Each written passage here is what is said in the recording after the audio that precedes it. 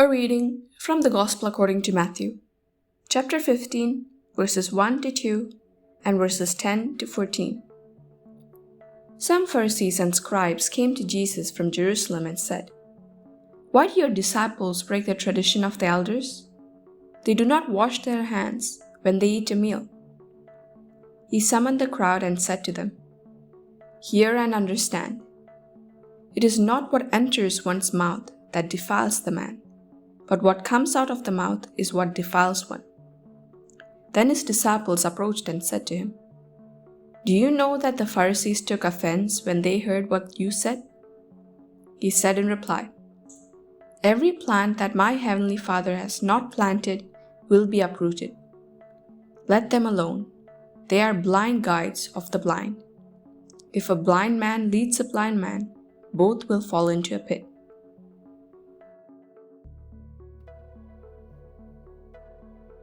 Jesus says that purity is not connected to external rites, but is first and foremost about inner dispositions.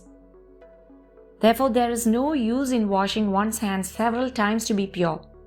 If one then harbors evil thoughts in their heart, such as greed, envy or pride, or evil intentions such as deceit, theft, betrayal and slander. Jesus draws attention to the need to beware of ritualism, which does not make one grow in goodness. On the contrary, it can sometimes lead one to neglect or even to justify one's choices and attitudes or those of others that are uncharitable, that wound the soul and close the heart. This is a double life, and one cannot do this.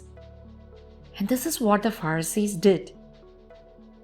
External purity without good attitudes, merciful attitudes towards others.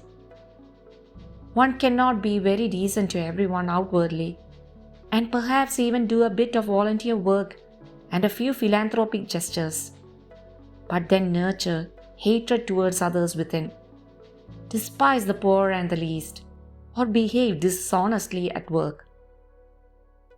By acting this way, the relationship with God is reduced to external gestures, and one remains impervious to the purifying action of His grace, indulging in thoughts, words, and behaviors empty of love.